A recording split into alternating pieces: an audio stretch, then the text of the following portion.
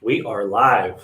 We are live from Sam's kitchen. I'm in my kitchen. I got my daughter's 4-year-old balloon behind me. She just turned 4 a couple weeks ago. And I said to Lucas and Brian, I have to be on the live this week because you guys did such a good job last week with Rachel. You guys might kick me out if I don't do it this week. So I'm glad you clarified that. We thought you turned 4 last week. No, well, sometimes I probably act like it. So welcome to the 22nd LiveCast. You're with Sam Prim, Brian Schroeder there, the good-looking guy with hair. Lucas Walls, the good-looking guy without hair. Welcome. We're glad you guys are here. So we do this every single week on Wednesdays at 11:30. We talk all things real estate, just between us, just the companies that we own and the building that we're in. We have a flipping company that buys 150 to 200 houses a year. We're hoping to get close to 200 this year. We have an education company, which is what you're talking through here. We have a YouTube channel and a Facebook channel, and we're on Instagram and TikTok. We're all over. So follow us on all our channels if you have not already. We have a hard money lending business where we usually have about $10 million on the street. We have a traditional brokerage, Magnolia. Hey, Rachel, what's going on? Make sure to comment. Tell us where you guys are from, where you're, what you want. If you have any questions, Brian, do you like questions? I love questions. Bring them on. Brian loves freaking questions. Speaking of that, let's take a quick break. I went live on TikTok last night for the first time, and I went live for an hour and I had over 50 questions. Brian, you would have been in heaven. Just questions after question after question after question. You would have loved it. You answer them all in an hour? We have over 480 people. So you would have loved it. So anyway, so follow us on all our social. If you got through 50 questions in an hour, man, I'm impressed. I didn't answer all of them, Brian. Oh, okay. They just asked them all. You left them hanging? If people joined your TikTok live and you left them hanging? Some of them, yep. Some of them, yep.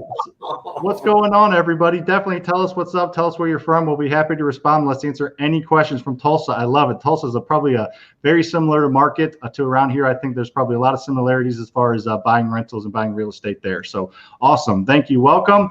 We also have here in this we have a hard money lending service. Like I said, we have a traditional brokerage, Magnolia, that's going to probably do about 60 million in deals. So let's kind of talk about the market. Let's give a quick market update. And today we are going to discuss the stimulus checks, which mainly pertaining to unemployment and unemployment checks when they're going to be here. The only reason we're talking about that is because we're going to tie it into rent collection and what it means for our rental portfolio and potentially your rental portfolio. We're not going to get into any politics. We're just going to talk about latest, what's happening with the unemployment checks and the stimulus and how we think that affects the real estate market. So stay tuned if you're interested in that, because I get questions all the time on especially TikTok, like we said, and Instagram. People think that we're not collecting any rent right now, that it's stupid to be a landlord. You guys are all going to go broke. You're stupid. You guys are collecting no rent. You guys are going to file for bankruptcy. So we are going to bust that myth and explain why we have had success. Little spoiler alert, our 3 companies are our 2 portfolios. I'd say probably on average, we're collecting 95 to 97% of rent every single month still during all this. So we're going to talk about all that. But before we do, let's get into the market update. Lucas, how's the market looking right now in St. Louis and around the country? Because I know you're connected to other investors. Yeah, so I think this is the same from around the country, what I've been hearing, but the market is hot. This is not a typo or an error in the soundbite. We bought 12 houses last week. That's amazing. It is unbelievable. So 12 houses? 12. I should take off more. I know. 12 houses, and we sold 5 of them already. So that's good. We like to average about 4 sales and 4 purchases a week. So this is the time of the year everybody gets kind of confident because everything's flying off the shelf. So we build up our inventory and buy a lot of houses this time of year. But we got to focus on getting rid of those houses too, because you don't want to build up your inventory too much going into the fall and winter months. Need as many going out as coming in. Yep. Within time frame or whatever. So market is hot, Sam. Awesome. Yep. I'm seeing that as well. Leads are up to where they have been a few weeks ago. They're still down a little bit, but between the last 2 weeks, we probably averaged close to 20 average on the last 2 weeks. So that's good. Our goal is 20 leads a week in our company. We have 4 full-time buyers. So our goal is for them to buy as many houses as they can on their own. And then we also feed them as many leads as possible. So Brian, how's the lending business going right now? The hard money lending business? All is good.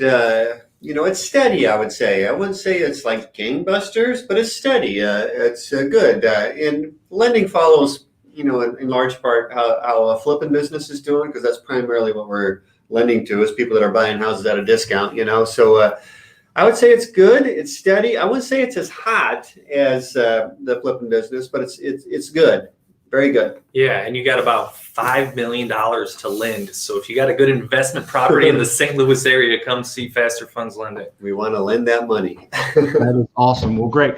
Well, we appreciate you logging in. If you're just logging in, ask us questions. Definitely anything real estate related. We're going to talk about the stimulus checks and the stimulus stuff, the action that's going on, specifically the unemployment checks and how that has affected our rental portfolio, to try and bust some myths out there that all landlords are going broke right now. So that's what we're going to talk about today. That's the main topic. We're going to talk all about that. But also, if you have any questions related to real estate, definitely ask it. Follow us on Facebook, on YouTube if you have not subscribed to our channel. Brian, you can follow me. Lucas, don't smile when I say this. You can follow me on TikTok as well and Instagram also. So we are going to talk all things real estate. You guys ready to get into the meat of this? You ready to talk about the stimulus and unemployment?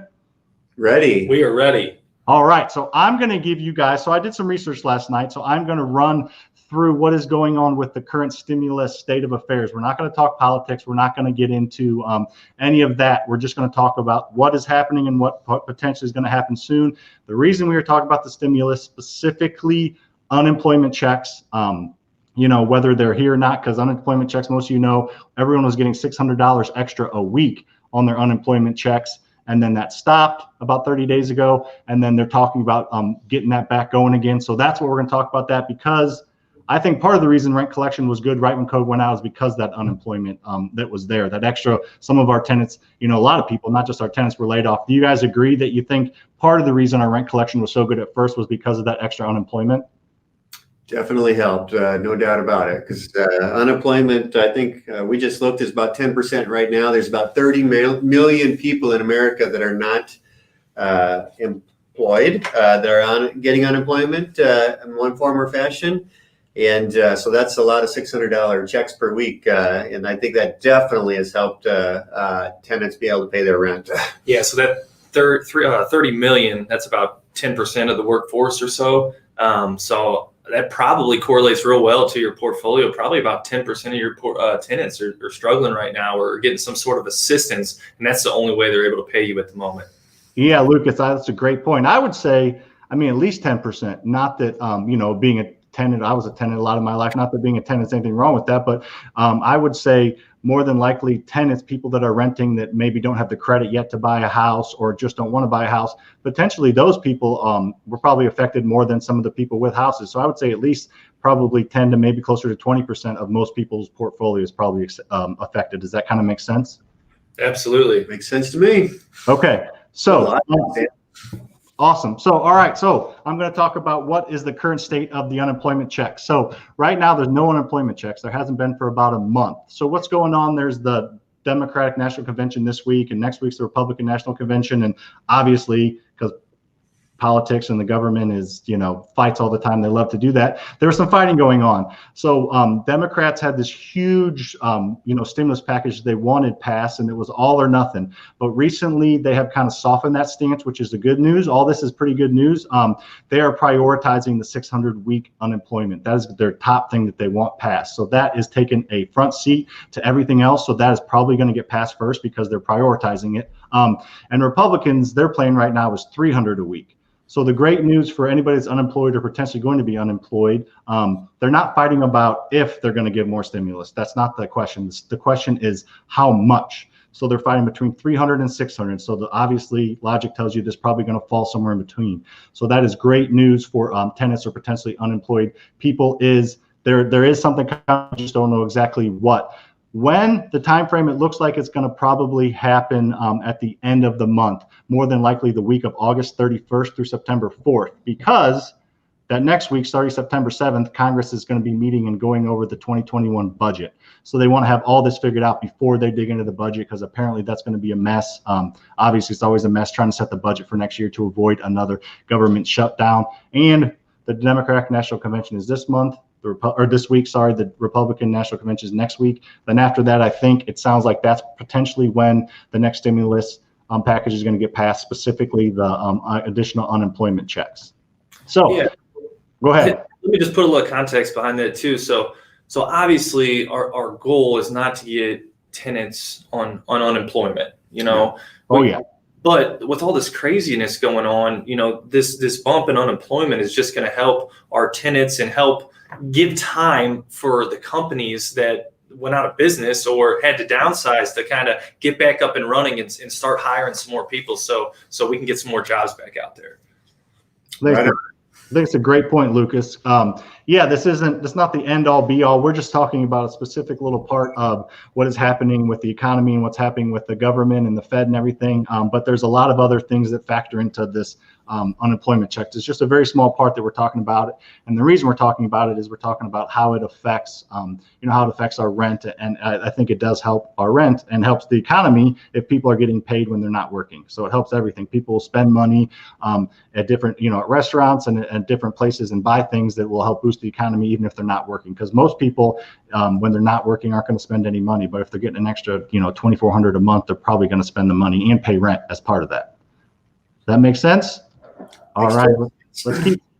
Did you have some? All right, let's keep rolling through it, and then we'll get into some more questions and answer any questions anybody have. I'll hammer through this. So, like I said earlier, the Republicans are pushing for it's called the skinny deal. But what they do not have in the deal, they don't have rent assistance, they don't have a stimulus check in there, which is not something we're really going to talk about. And they don't have food assistance. So I think it's just kind of posturing. I read yesterday that Trump mentioned he wants all those things in his plan. So I think it's just negotiation tactics. So right now, both sides are just bucking up and trying to get the best of the other side and negotiate with our money and our assistance. But I think it's going to get there. So to round that out, before we talk about how this affects the real estate market, evidence that a deal is going to happen in the near future, it's very likely it's going to happen. So that is good for our rent collection. Do we have any questions that we want to get to?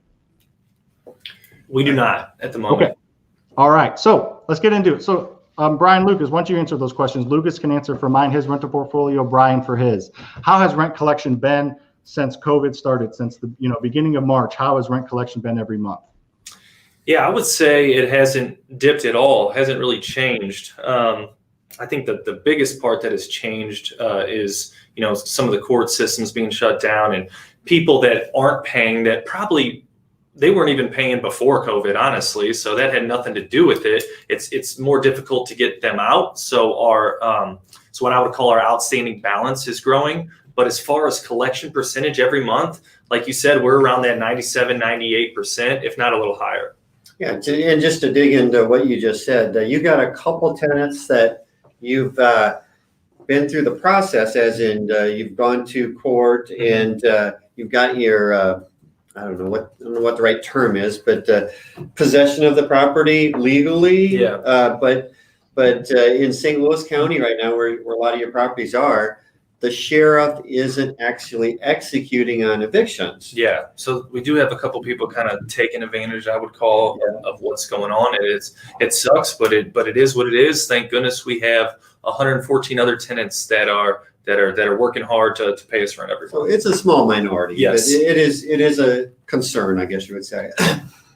Yeah, as far as our rent collection goes, we were a little worried when this back in March or I guess early April at how rent collection would be. Rent collection has been not a problem whatsoever for us through the virus, especially because they started these $600 expanded unemployment checks pretty much right away. I can't even remember when that started. Was it March or early April? But when it started quickly. Yeah. And those checks were consistent up until at the end of July, so like 3-4 weeks ago. And during that entire time frame, our collection was great. We really had no issues. Mm-hmm. Our rent collection, I would say, is still very good, but we do have, I know one particular gentleman in particular that he's not getting that $600 expanded unemployment right now, and unfortunately, he has not paid his rent. Now, it's August rent. It's the 20th of August.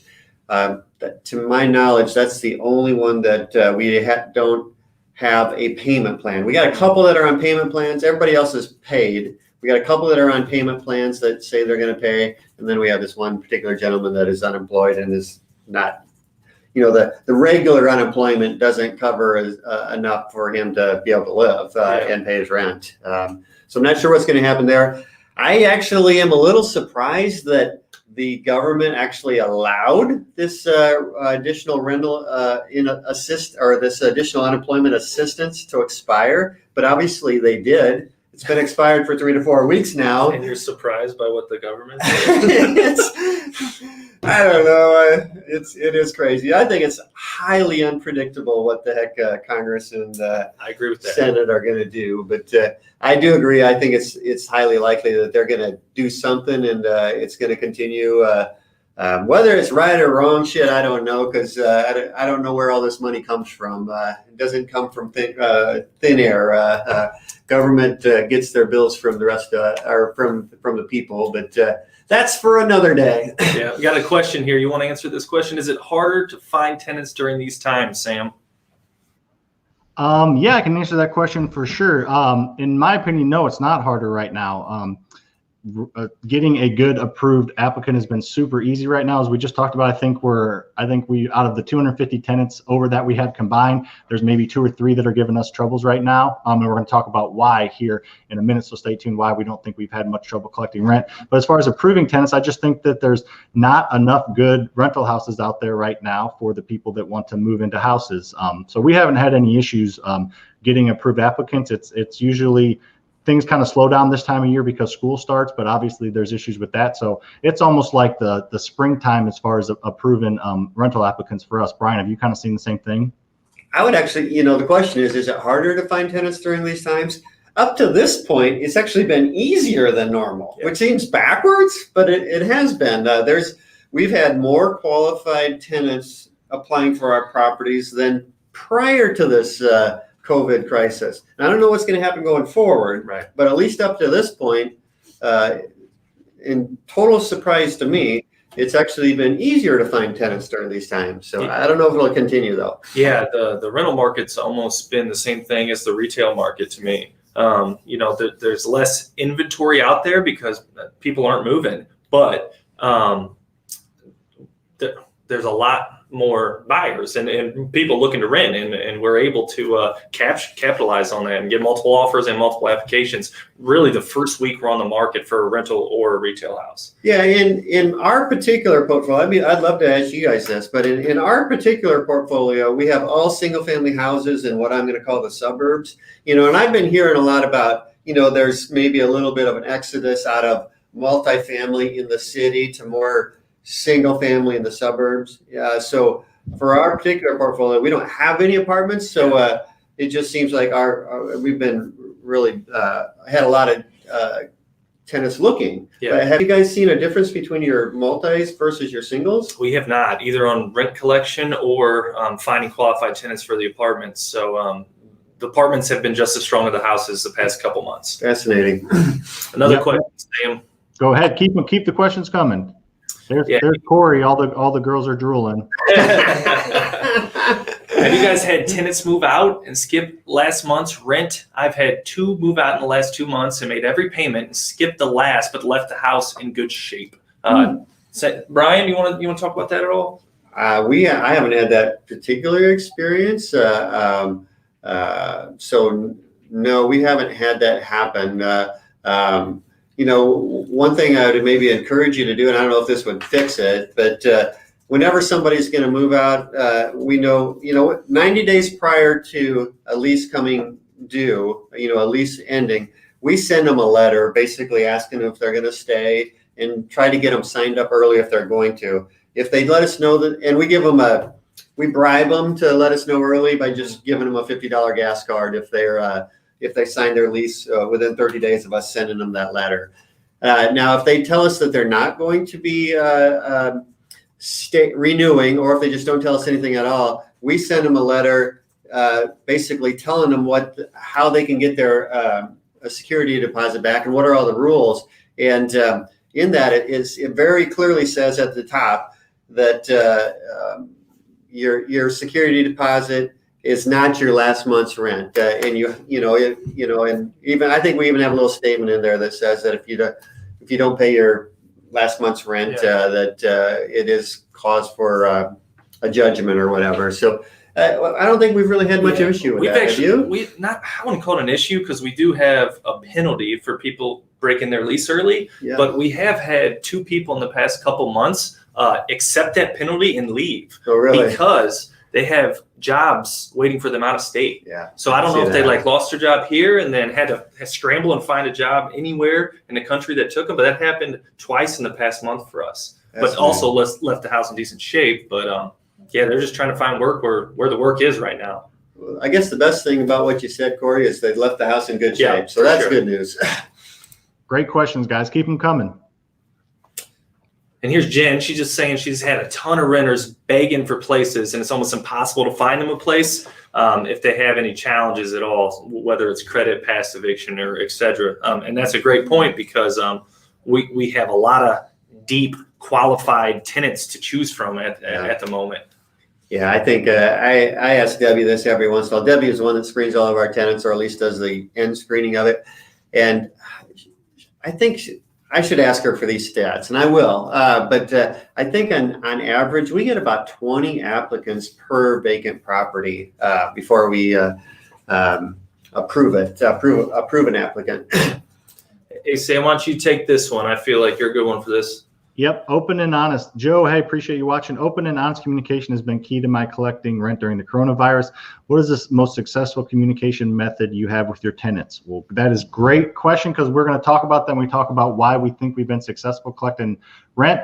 But the thing is over communication, Joe. You hit on it very, very well. We treat our tenants fair. We treat them with respect, and they do the same in return. I hear horror stories of people that have horrible relationships with their tenants because of how they treat them. We will never preach in our education business or anything we talk about. We have pride in ownership and pride in managing and taking care of the property and the tenant. So part of that is communication. We have all the communication channels open we can through. We have a cell phone that is our office phone that we can have with us all the time if the tenants need to call or text us. If it's an emergency, we obviously have a different number for that. But we also have the online portal. We have online software that they can communicate with us on there, put in maintenance requests and communicate. We can also text through that. Then we also have all their phone numbers and all their email addresses. So we have every channel open for them to communicate with us and for us to communicate with them. And we took advantage of that really, especially at the beginning of March and beginning of April. We were sending probably in that month period, we probably sent 3 or 4 different letters in the mail and in an email to our tenants explaining, what's going on, what our processes are. Safety is a top priority for you and for us. Unless it's an emergency maintenance call, we're not going to come out on. If it's something that can wait, let's let it wait and let the thing play out and be safe. And also we laid out our new rent collection process, which we're going to talk about here in a minute. But that is a great point. We'd use every channel available to us to communicate with our tenants. We should do that all the time, but especially when you're going through kind of uncharted waters like this. So that's a great point. It was huge for our success was communication. That's the number one thing that I have that we're going to talk about here in a minute is communication. Do you guys have anything to add to that? I'll just add specifically because I'm not exactly sure what Joe was asking for there, but I think what you said is there's lots of different channels to communicate with tenants, and every tenant's a little bit different, so you kind of got to meet them where they are. But from what Debbie tells me, the channel that the most tenants use is just text. They seem to love to text. So that's the channel we use the most. Yeah, so it's nice to have, an office phone be a cell phone, so you can have that, or a program that you can send text through your computer. Another one that we haven't talked about is some of our older tenants still communicate via snail mail. Yeah. So I think it's important to have like a physical address or a PO box of some sort for to keep that channel open. Yeah, and speaking of snail mail, Debbie was just telling me we had a tenant mail. We have a few tenants that still mail a money order every month, and we had one that they somebody that regularly did this, so we trust them, believe them, but we haven't received that money order yet. So they actually went to the post office today to see if they could figure out how to, either figure out where that piece of mail is or how to get a new money order, or proof that it hasn't been delivered or something like that so they can get a new money order.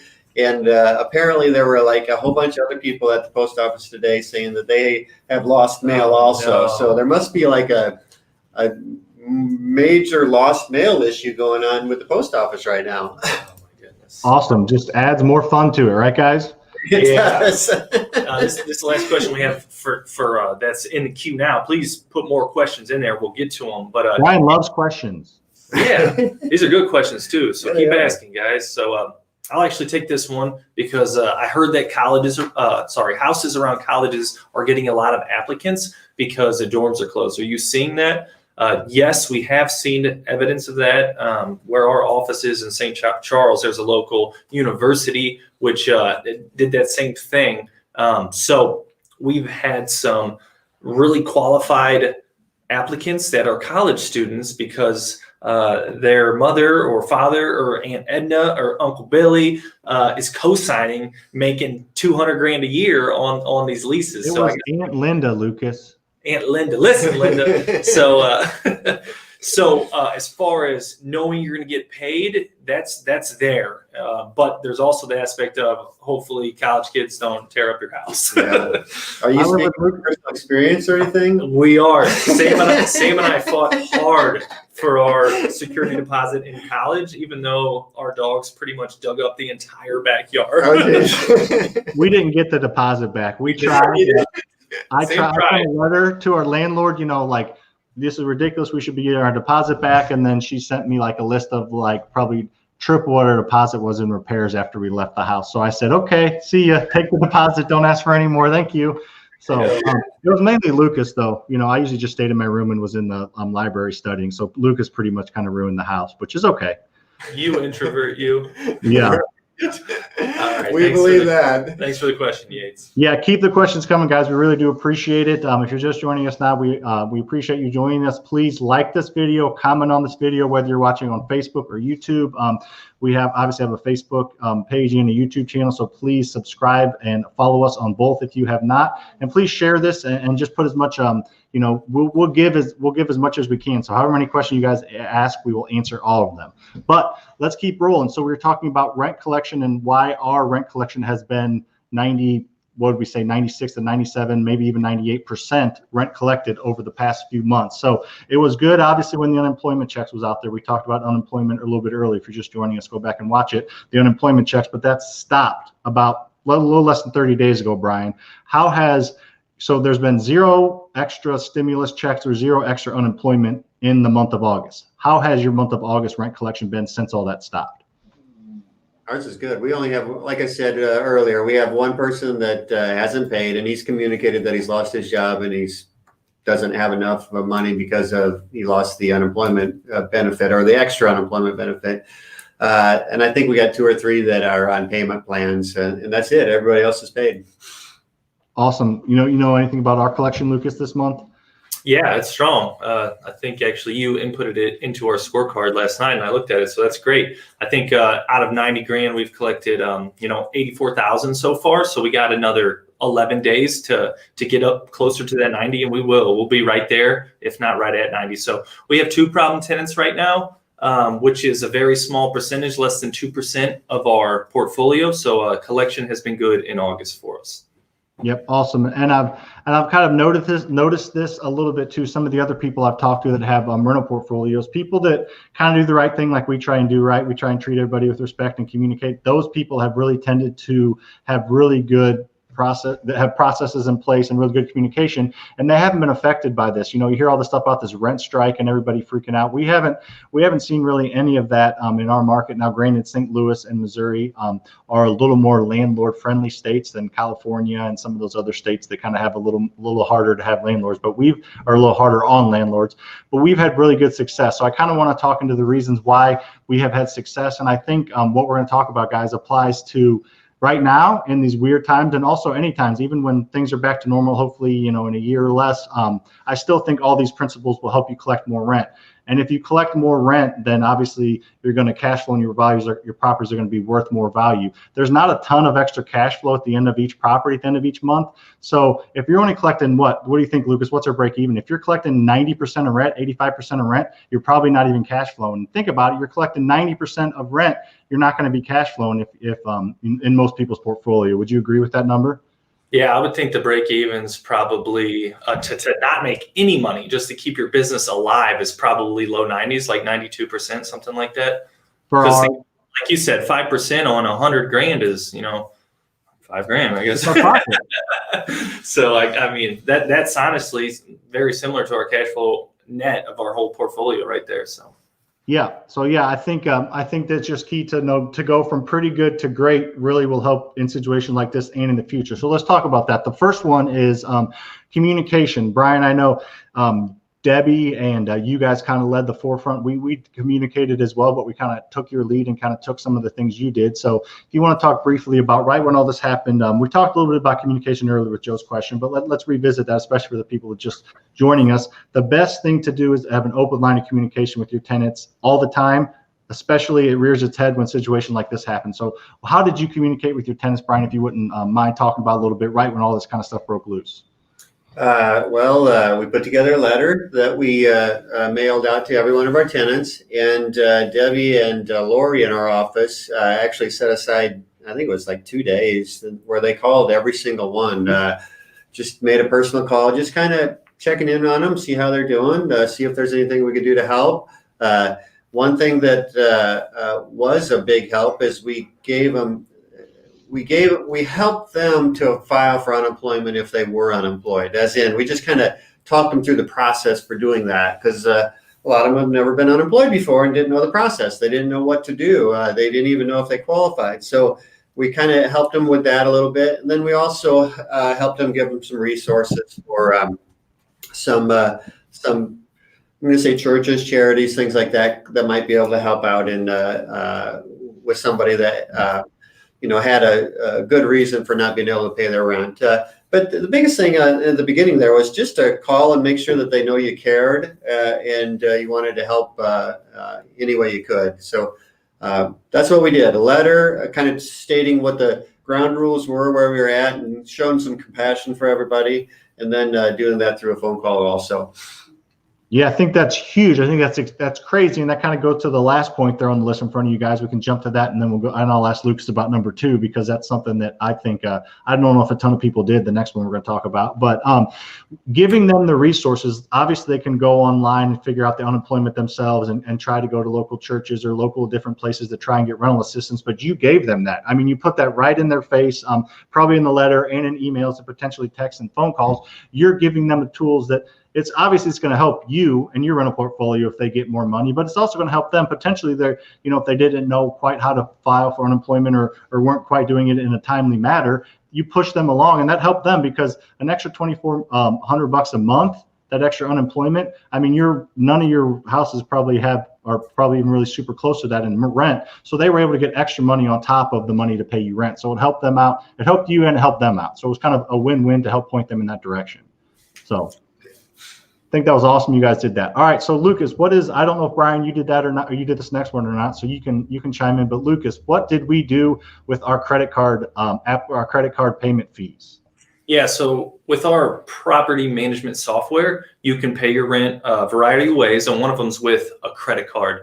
A lot of people do not choose to pay that way. Most people don't, because there's a large fee associated with using your credit card to pay rent. I think it's like $50 or $60. Yeah. It's a lot. So we probably had about $5,000 out of our $90,000 total a month that paid via credit card before COVID hit. Once COVID hit, what we did is we decided to eat those fees as a company to allow people to pay with a credit card fee free. What I noticed is credit card payments at 1 month was up to $28,000 Wow. for the rent. Interesting. It was about $2,000 worth of fees that we had to pay, but I think it was worth it to get that $28,000 worth. And we did that for 2 or 3 months, and it's back to normal now. Just something to help out, and another avenue, another method for our tenants to pay always helps. Yeah, we didn't know where that was going, right? I mean, we didn't know how bad it was going to get. We didn't know what it looked like. So we wanted to give them as many options, like you said, Lucas, and I think it's a 3% fee. So I think we kind of talked and said, hopefully most of these people are going to pay. We don't know what's going on. We don't know how many people's jobs are going to be affected. So we'd rather collect 97%, which is obviously the 100% minus the 3% fee, 97% of someone's rent than half or none, even though, like you said, we ate a couple grand for a few months in a row. But who knows if we would or wouldn't have done that, if it would have made a difference. I think it made a big difference for our rent collection. Brian, did you guys do anything with your credit card fees? Well, not that I'm aware of. So I'll tell you what I do know. We roughly about 80, a little over 80% of our tenants pay. Pointing at your shoulder there. I was trying to just distract you a little bit while you're talking. Keep going. I thought you were flexing your bicep. I wasn't Flexing his sure. bicep. I was flexing my bicep. See him up. Flex your bicep. I don't think I'm showing up. That's the problem. But a little over 80% of our tenants actually pay through our online portal, through our property management software. When they do that, they have choices. And I think one of the choices is to pay on their credit card.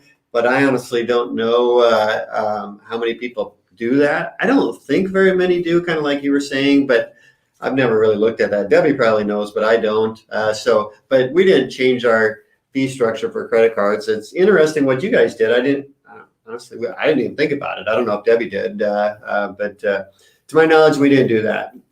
Awesome. I got 2 follow-up points with that. One, I think it's extremely important that you get 80% of your collection online, usually either credit card, debit card, or ACH direct deposit, which is awesome. We do not have that. Our goal is to get higher. We collect a lot of money in the mail.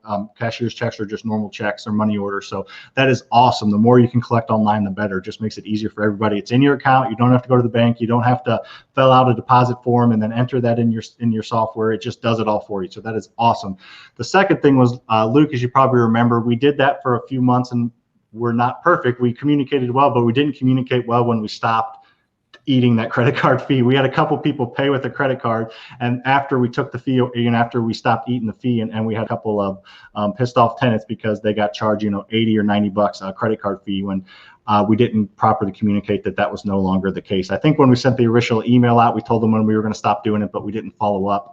We ended up just eating those few people that were pissed off anyway, but that was just kind of a side story. So, all right, another thing that we did, if you have any questions, please ask them. We're talking about rent collection. The next thing we did that I don't think you guys did this either, Brian, is we waived our late fees. So only if someone communicated with us. Our late fee is $75 after the 5th. So if you pay on the 6th or later, you're late. We waive those for people that communicate with us before that. If someone didn't communicate with us and they hadn't emailed or texted us or called us and didn't pay, we did not waive those, but we waived those late fees as kind of a show of good faith and goodwill. Hopefully that, we'd get that in return. We waived those for people that communicated with us. Did you guys do anything like that? Yeah, we did. Just like you said, it was just for those first couple months. But for anybody, we gave them people an option for that as long as they communicated and they had a plan to get paid up. We did waive those fees there for the first couple months, and kind of like we've already talked, we found out it wasn't really that much of a problem for most people, so we kind of just let it go. And up to this point, like we talked about, that extra $600 has helped tremendously. It stopped at the end of July. August rent's been pretty good. I'm kind of curious to see, honestly, what September rent will be like, because they'll had a whole month without that expanded benefit. So curious to see what happens in September. But we are in the trenches, so we will let everybody know for exactly. sure, one way or another. We will, for sure. And it sounds like if my 10 minutes of research trying to sound like an expert is true, that there will be some type of stimulus and some type of, including unemployment, additional benefits here in the next couple of weeks, maybe 2-3 weeks. So I don't know how that will affect September rent, if people will start to see those checks at the end of the month and we'll just have more end of month payment from people or not, but we will definitely keep people informed and keep people in the loop. You have anything to add to us waiving those late fees, Lucas? No, well said. All right, awesome. So I think a key thing about that is we waive the late fees when people are going to be late. And in order to do that, they're communicating with you. You have to set up a payment plan. So we set up a lot more payment plans than we used to. I think that was key. We said we'll waive the late fee because you're communicating with us. But when are you going to pay and how are you going to pay? And let's do something that works. Are you going to be able to pay by the end of the month? Or can you pay on the 15th and the 30th? What can you do? So that was just another point in communication. And another step we had to do was we set up quite a few more payment plans than usual during these times, which I don't think surprises anybody. Did you guys have any of that, Brian? I think early on we had more than usual, but then I think as time passed, I think we actually had less than usual. But we always have a few payment plans every month. One thing that I'll mention is we have a payment plan form. Yeah. So if you're getting payment plans, make sure you get them in writing. I think Yes. that they're much more effective if you get them in writing than if it's just something verbal or something. Yeah, and easier to track too. Yeah. You know, actual payments made against that payment plan, then you can just refer back to the payment plan and figure out if they broke it or not, and figure out whether to file for eviction or not. Absolutely. I think it helps with your eviction, and it helps with your legal protection. If you have an email them replying that they agree to this plan and they don't, is a lot easier to show your lawyer than to just say, I had a phone conversation with about him. His, he said, she said kind of thing. So, so great. If you're, you got another question. Great. It looked like you had another question. Yeah, So, I think it's kind of one to round it out. Do you expect the 2021 real estate market to be as hot as the 2020 real estate market? Brian, doesn't he have a crystal ball in that top right drawer in his desk? Why don't you answer this one, Brian? Yeah. That's a tough one. There's so many cross currents going on, and I guess so. We've been talking mostly about rent collection here. I'm not sure if the question is specifically around rent collection or more generally about how the real estate market is going to be in general. I honestly think the retail real estate market, as in if you're listing your house for sale or if you bought a house, rehabbed it, or got it listed, so the retail real estate market, the inventory's been so tight over the last few months, and there's a lot of buyers out there. So prices have just pumped up. We're so much the last couple of months has been a tale of, when you list a house, the next 2-3 days, you get so many showings, you get 5 offers, and you're picking the best offer over list. I don't expect that to continue. It's probably going to continue for maybe through the fall here, maybe. I don't know. But I do not see that happen in 2021. I see a cooling down. I don't see a crash. I see a lot of headlines, I guess you would say, on YouTube or in the newspapers, whatever. There's going to be a real estate crash in 2021, and I don't really see that either. I see something in the middle, like a softening. We're not going to see these a fender bender. A fender bender. That's a good way to describe it, Sam. But I don't think these multiple offers thing is going to continue. I suspect that's going to peter out here over the next month or two, and then go back to a more normal type market.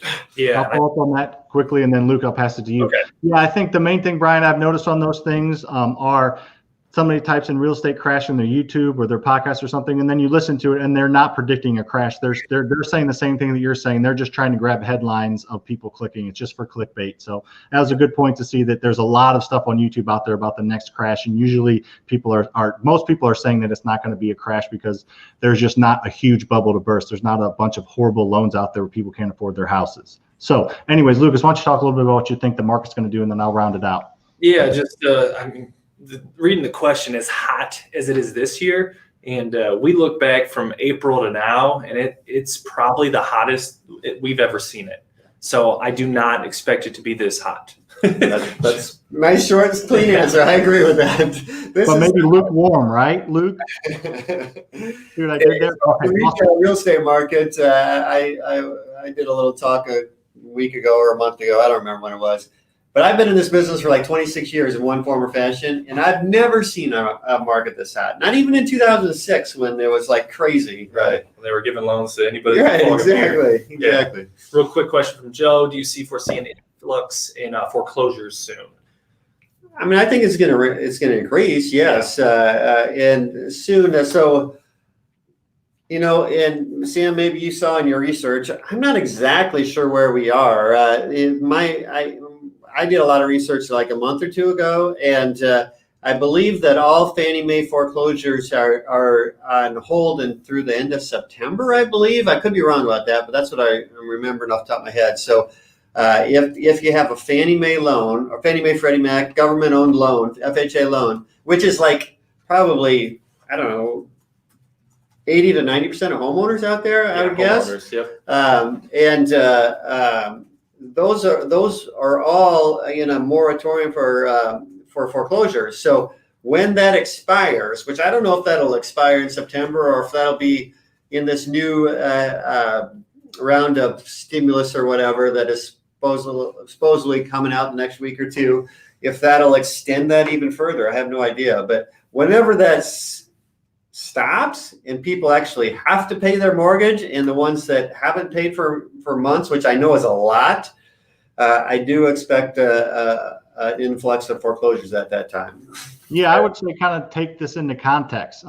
We were at an all-time low in foreclosures. We looked at the data, a year ago or less than a year ago. We were at an all-time low because everything was doing great. The market was good. People, had equity in their houses, and foreclosure were an all-time low, going from an all-time high in 08, 09. So I think it's just probably going to fall somewhere in between. It'll be an uptick in what it is now, but that doesn't mean it's a pandemic and that everybody's foreclosing on their house. Just because it's higher than it is now, I don't think it means that it's necessarily going to be, a huge ordeal. Yep. So. All righty, guys. Well, thank you for watching. We really do appreciate it. If you are watching on YouTube, please subscribe and watch all our other videos and comment on them as well. We love to get feedback and comment and answer any questions you have. If you're on Facebook, then please go over to our YouTube and subscribe. Follow us on all our channels. If you're in the local St. Louis area, go to Fast House Buyers Club tonight. Lucas and Brian are talking about the 10 things that they wish they knew when they got started building their rental portfolio. So they are going to talk about all the mistakes that Lucas made that I tried to have him avoid making, and Brian's going to talk about the mistakes he made as well. So thanks for watching, guys. See you next week. I appreciate it. I'll be back in the studio next to those knuckleheads next week. All right. See you, Sam, and see everyone out there. See you guys.